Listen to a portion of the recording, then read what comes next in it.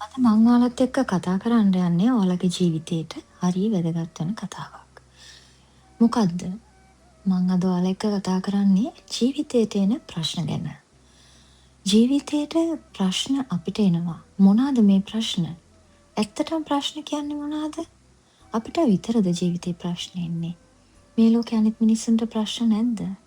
ප්‍රශ්න තියෙන්නේ මට විතරමද? මගේ ජීවිතේ ප්‍රශ්න ඉවරන දවසක් නැත්ත වගේ බොහොම ප්‍රශ්නත් එක්ක ඔයාලා ජීවත් වෙනවා.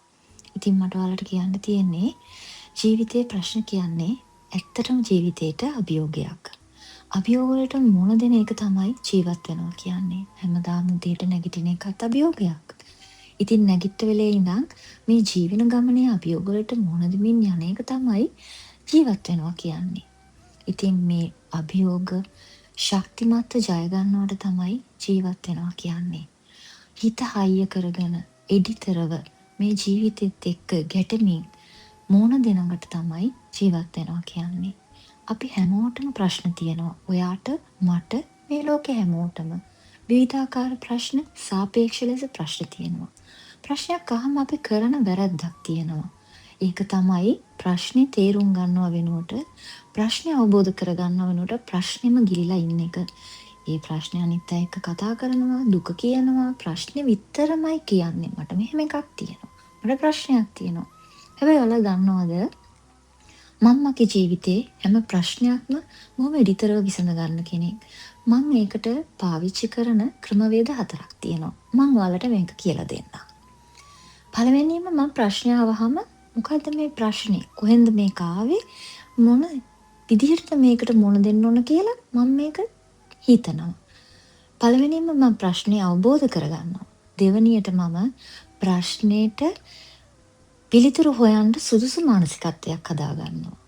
තුන්වෙනියට මම විසඳුම් හොයනවා. කොලයක් පෑනක් අරගෙන රැයක් දෙකක් ගත කරලා තනියම මම තනි වෙලා මගේ ප්‍රශ්නෙට විසඳුම් හොයනවා. මොන විදිහේ ප්‍රශ්නයක් වුණත් ඒක මගේ ප්‍රශ්නයක් නම් ඒකට විසඳුම් හොයන්න ඕන මම. ඒකට විසඳුම් හොයන්න ඕන ඔයා.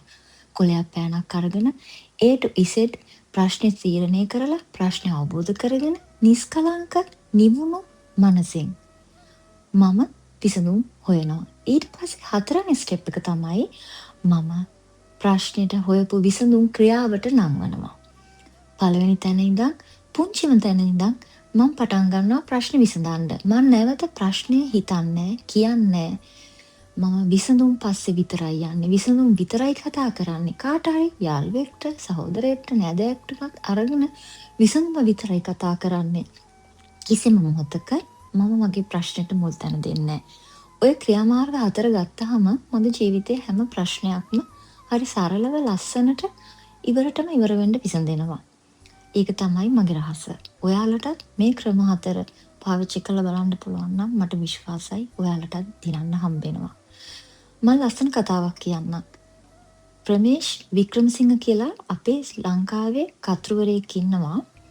11 ධනාත්මක චින්තන පොත ලියපු. එයා කියනවා ගිනි කඳු උඩ මල් පිපෙන්නේ නැහැ. ඒකේ තේරුම තමයි ගිනිගත්තු අවුල් වෙච්ච විකෘති වෙච්ච මනසෙන් ප්‍රශ්න වලට විසඳුම් හොයන්න බෑ. ප්‍රශ්නයක් ආවහම එකටම නිවෙන්න. ප්‍රශ්නේ අවබෝධ කරගත්තට පස්සේ නිවෙන්න, සංසුන් වෙන්න, තමාව හොයාගන්න. තමන් තනි වෙලා අධ්‍යයනය කරන්න. ඊට පස්සේ විසඳුම් පස්සේ යන්න. කිසිම වෙලාවක මට විතරයි ප්‍රශ්න, මම කාලකන්ණි, මට කවුරුත් නෑ, මම මේ ලෝකෙ තනි වෙලා කියලා හිතන නෙගටිව් තෝට් එක මේ විශ්වයට වගේ මනසෙන් එවන්නවත් එපා. මොකද ඔයා පිට කරන මේ විශ්වයට සිතුවිලි නැවත ඔයාට බූමරං එකක් වගේ ආපස්සට බැදෙනවා. ඒ නිසා ප්‍රශ්නයකට විසඳුම් හොයද්දී ඇටොමික් හැබිට්ස් පොතේ කියන වගේ පුංචිම තැනින් පටන් ගන්න. පුංචිම ගල් පහරක් පටන් ගන්න ගලක් කඩන්න 23 පාරක් ගහන්න ඕන කියලා ඇටොමික් හැබිට්ස් පොතේ කියනවා. 20 වෙනි පාරටත් කැඩිච්ච නැති ගල 23 වෙනි පාරේදී කැඩෙනවා. ඒකට හැබැයි එකේ ඉඳන් 23 වතාවක්ම ගලට ගහන්න උනා. ඒ වගේ මහන්සි වෙන්න. පුංචිම තැනින් විසඳුම් හොයන්න. කාගින්වත් නෙමෙයි, එකපාර නෙමෙයි. පුංචිම තැනින් තනියම විසඳුම් හොයන්න. ප්‍රශ්න ඔයාගෙන, අභියෝග ඔයාගෙන, ජීවිතය ඔයාගෙන ඔයාට විසඳුම් හොයන්න වෙන්නේ ඔයාටම තමයි. ආදරණීය විශ්වයට ස්තුති කරන්න, අටලෝ දහමත් එක්ක ජීවත් වෙන්න, අටලෝ දහම විශ්වාස කරන්න, දුක සතුට, ලාභ අලාභ මේ දෙක සමව විඳින්න.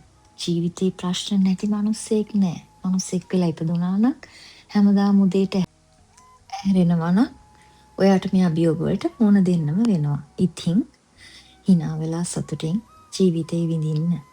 ප්‍රශ්න හැමෝටම වෙනවා කියන එක අමතක කරන්න එපා. ප්‍රශ්න නැති මිනිස්සු මේ ලෝකෙ කොහෙවත් උන්නේ නැහැ.